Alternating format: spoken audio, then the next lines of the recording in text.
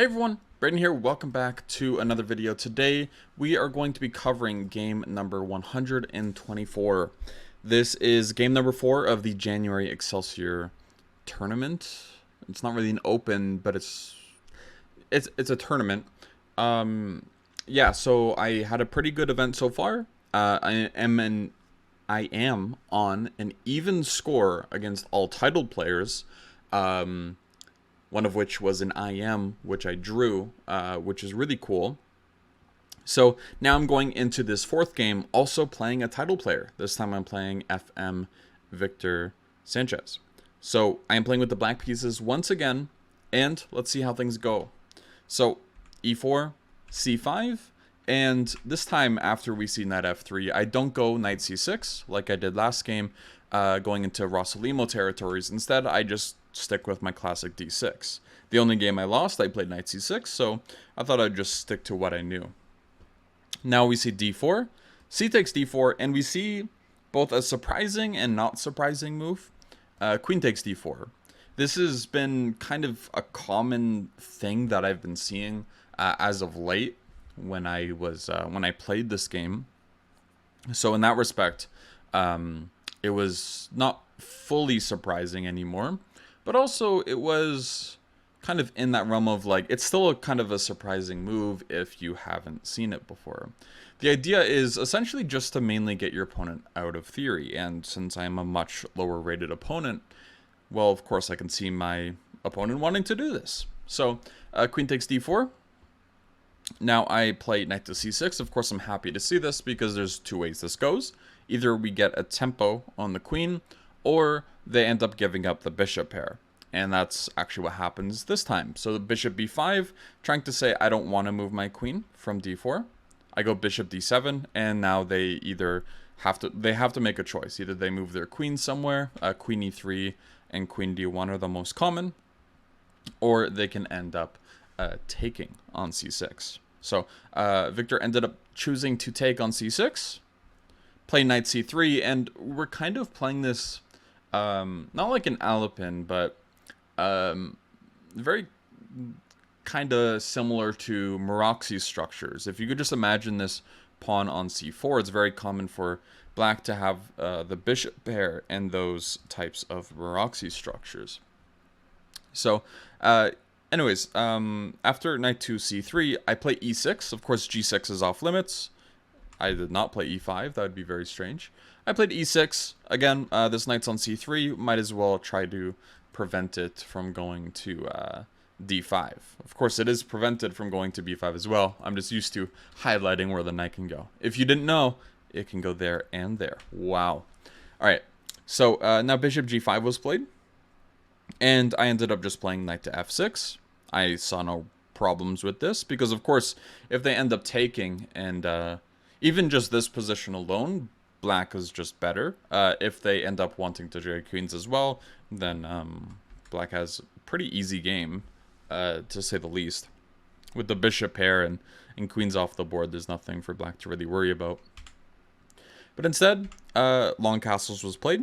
So I played bishop to e7, rook h to e1, and queen c7. So very natural development so far. Just putting the queen on the semi-open file. And now king b1. So black likely should have a very slight advantage here. Because rook h e1 doesn't really inspire anything. King b1 is a fine move, but the pieces are just like slightly uncoordinated. One thing to mention as well is that could be important for those who might be interested, is after queen c7, for example, if you end up taking on f6 and trying to take on d6, this is actually not really much of a concern. You can end up just trading queens and taking on c3, and even though you cannot take on e4, it kind of just doesn't matter. We could just play a move like king to e7, and already you're in a bit of a pickle. Do you play rook he1 and either give up this pawn or just, allow rook d8, which would invite some more trades in a position where you do have your own weaknesses like on c3 and c2? Or do you do something different like e5? But if you play e5, well, this doesn't really inspire much either. For example, we could actually just end up playing something like rook to c8, and you can't even attack on the g file. We can always just play moves like g6, and either rook c7 or something, or whatever. The c3 pawn is weak. Like, the structure for white, it just looks visually very displeasing, so not really a promising route. So king b1, anyways. Castles. And now queen to d2.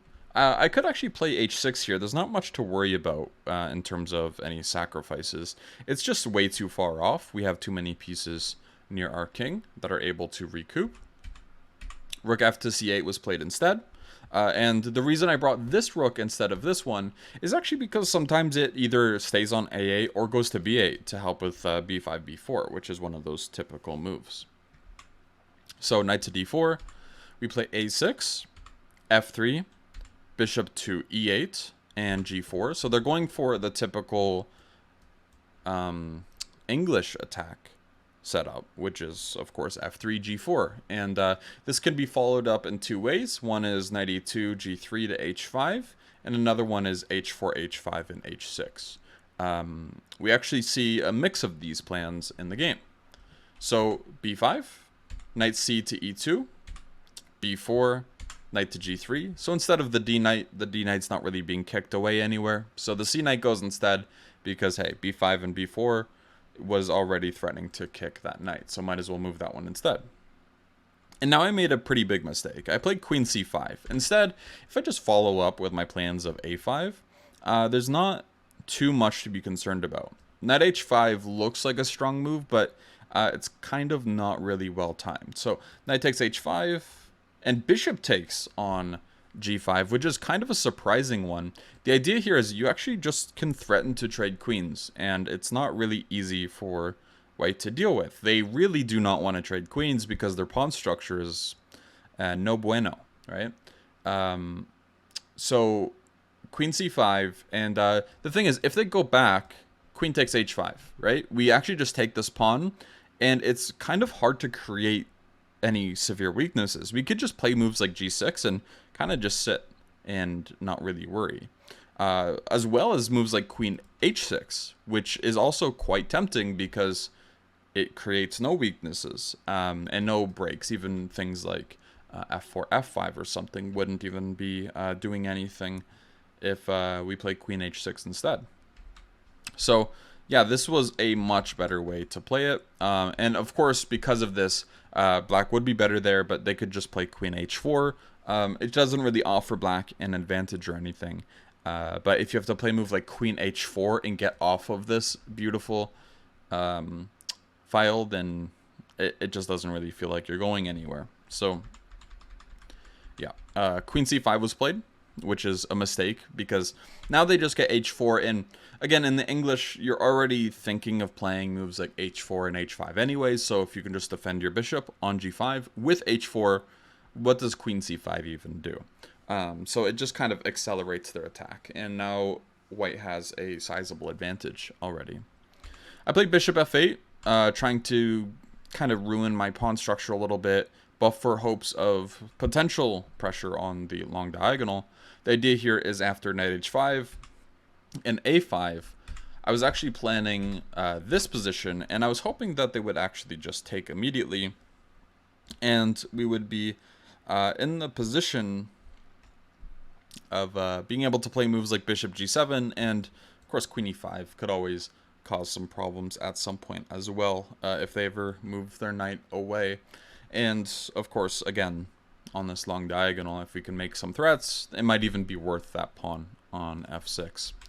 But instead, queen g5, bishop g7, and they're able to trade queens, unfortunately. So it kind of does go downhill from here, but there are a few moments where things get a little interesting, let's say that. So d takes c5, they end up trading off a piece. Again, I think Bruce Pandolfini said, when you're winning,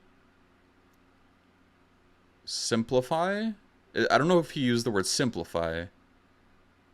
or clarify. I think he said clarify. When you're winning, clarify. When you're losing, complicate.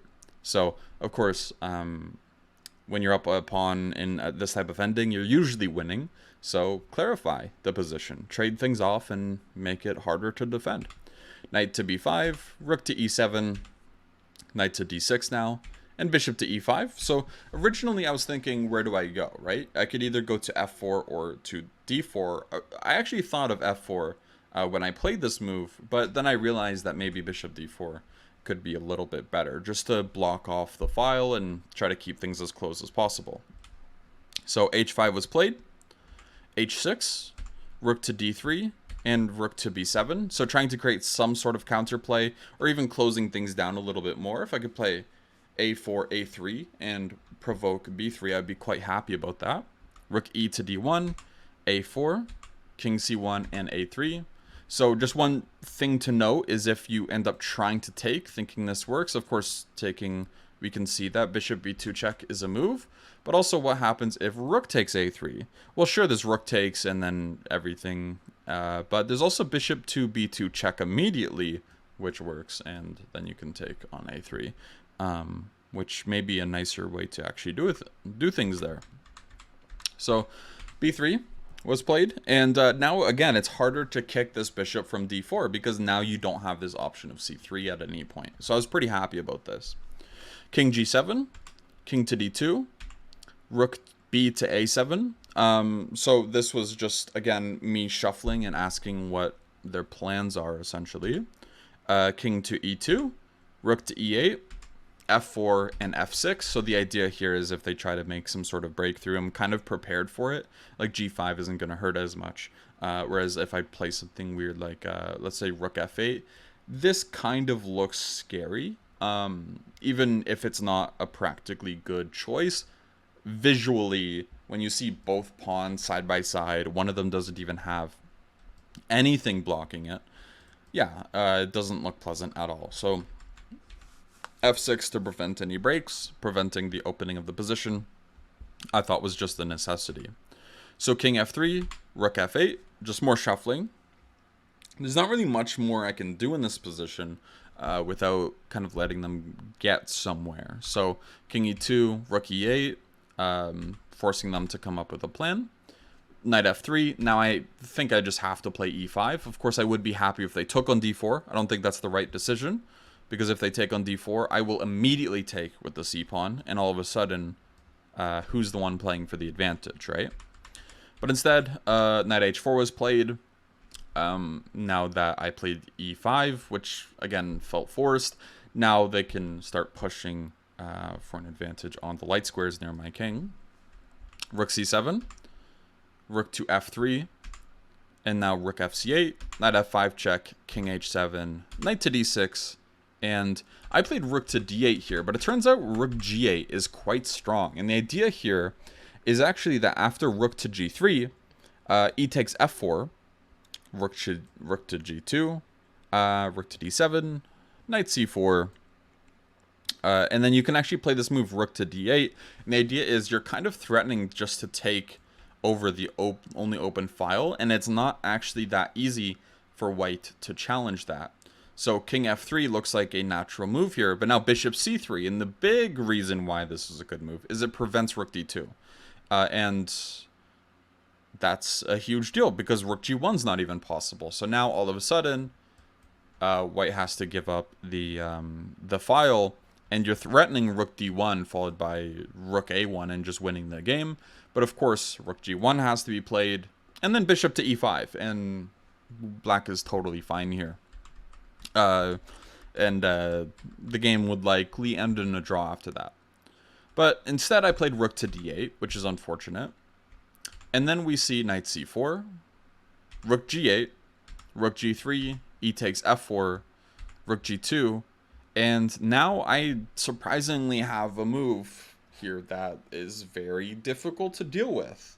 It actually did come across. I did think of this in the game, but I couldn't get myself to play it because it's an insane move.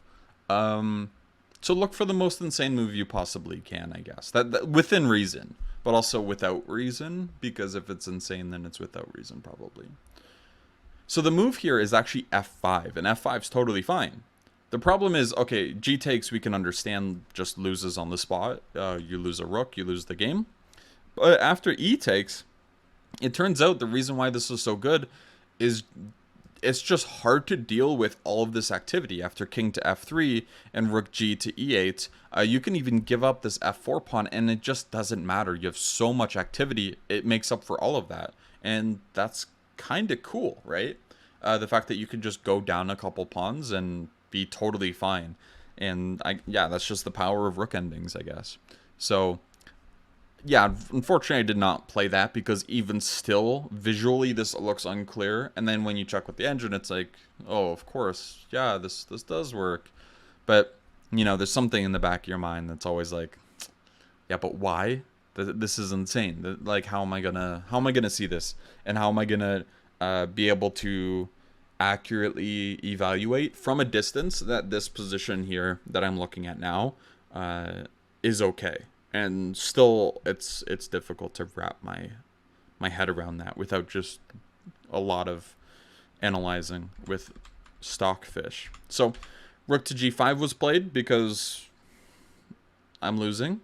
King to f3, rook c to g7, and I actually did have some ideas of f5 at this point, but rook d to d2, and now f5 is just kind of gone because now they can take with the g pawn. Rook c7, king takes f4, and it's just a slow descent from here. Rook g g7, king f3, rook c6, rook g to e2, rook e7, trying to prevent every sort of breakthrough they possibly have, which is kind of the only thing I can do. Knight e3, then knight's going to f5 or d5. I just can't allow that anymore, so I trade and go c4, trying to get my only source of counterplay left. Rook d4, pretty good move. I take on b3, and I play rook to b7. Now, my only hope is some sort of like rook c3, rook takes on b3, but even still, that's just never going to work. Both rooks can get to the first rank and prevent this a-pawn from ever promoting. So, unfortunately, yeah, it is just lost. So, rook c7, preventing rook d7. But again, they just kind of enter the position.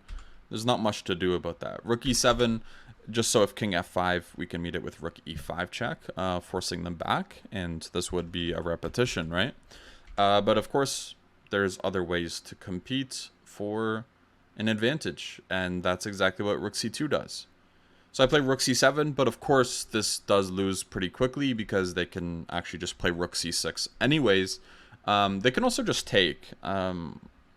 But this one's a little scarier because if we get into a race like this, well, that a3 pawn is very, very scary, to say the least.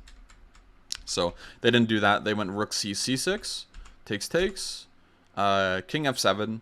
If I go rook d7 here, they can always try moves like king to e3 if they're not sure, and then slowly go for this pawn.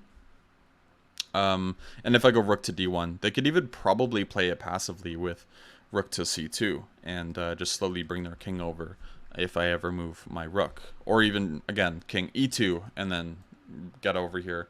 Even if I lose these pawns, or even if my opponent loses these pawns, it doesn't really matter when they have these two connected pawns on the queen side here. So king f7, king e3, rook to d7, e5 now, which I thought was a really interesting move. And unfortunately, yeah, it just kind of makes things very easy for them. Because after I take the pawn, there's not really a choice. They can take on h6, and now they have these two connected passers, and I just have this weak pawn on e5. This is the problem with playing against FIDE masters. They know what they're doing. So rook to d1, g5, rook a1, and I probably played on a little longer than I needed to, but my opponent was extremely low on time and wasn't even writing their moves down. But okay, after king h2, I ended up resigning. So a bit of a brutal game. I did have some chances to equalize, but the first one with rook g8, that one kind of made a bit more sense. But the one with F5 is just mind-blowing. It's just insane. Like, you can see that, like, visually, sure, there's a bunch of activity for black, but that's kind of all you see, right? It kind of ends there. It's like, okay, yeah, but what am I going to do with this activity? It's not actually so clear, but it's just the having that activity is enough to equalize, surprisingly. So, anyways, yeah, that's going to cover it for my 124th tournament game. I hope you guys enjoyed, and I'll see you next time. All right, bye